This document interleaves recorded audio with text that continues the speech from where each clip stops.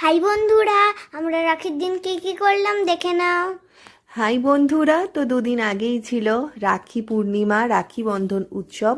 তো এখানে দেখো আমরা সেই দিনটা কিভাবে কাটালাম, এই উৎসবটা কিভাবে পালন করলাম সেটা তোমাদের সাথে শেয়ার করে নিই।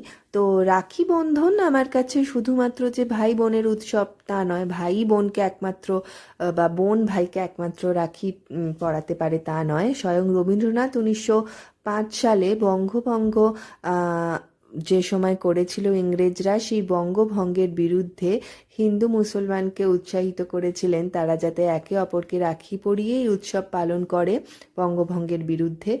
এবং সেই থেকে আমরা এটা বুঝতে পারি যে শুধুমাত্র ভাই বোনের উৎসব কিন্তু এটা নয়, অন্তত আমার কাছেও কিন্তু তা নয়। আমরা সকলে যারা একে অপরকে ভালোবাসি তারা সকলেই কিন্তু আমার মনে হয় একে অপরকে রাখি পরাতে পারি।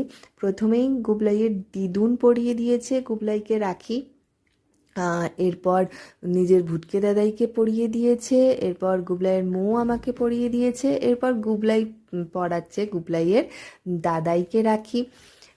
আর আমিও আমার বোন মানে গুবলাইয়ের মৌ মানে সুস্মিতা, ওকে রাখি পরিয়ে দিয়েছিলাম। তো এইভাবে কিন্তু খুব মিষ্টি করে আমরা এই উৎসবটা পালন করে থাকি, একে অপরকে চকলেট দেয়া নেওয়ার মাধ্যমে। হয়তো খুব আড়ম্বরের মধ্যে নেই, কিন্তু এর মধ্যে আছে অনেক ভালোবাসা। তো তোমরা তোমাদের রাখি কিভাবে পালন করলে আমায় কিন্তু অবশ্যই কমেন্টে জানিও। এবার মৌ কিন্তু গুবলাইকেও রাখি পরিয়ে দিচ্ছে। আর এখানে গুবলাই অনেক কিছু গিফটসও পেয়ে গেছে আবার রাখিতে। বাচ্চাদের জানো যে কোনো অকেশনে যে কোনো উৎসবে ওদের কিন্তু মূল আকর্ষণ এই গিফটসগুলো পাওয়া, এগুলোর মধ্যেই কিন্তু ওদের সব আনন্দ লুকিয়ে আছে। ওরা হয়তো বিষয়টার গুরুত্বগুলো এখনও অতটা বোঝে না, কিন্তু এই যে ছোট্টখাট্ট সেলিব্রেশন এর মধ্যে দিয়েই ওরা মজা পেয়ে থাকে। আর আর এর আর একটা ব্লগ নিয়ে আমরা আসছি। আর যদি মায়ের ব্লগগুলো আপনাদের ভালো লাগে তাহলে অবশ্যই লাইক, শেয়ার আর সাবস্ক্রাইব করে দেবেন।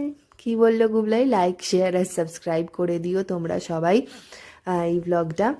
ঠিক আছে, তো আসছি আমি আরও একটা ব্লগ নিয়ে, সেখানে দেখাবো যে গুবলাই আলটিমেটলি কি কি গিফট পেলো সেগুলো নিয়ে। Bye bye. বাই ভালো বাই।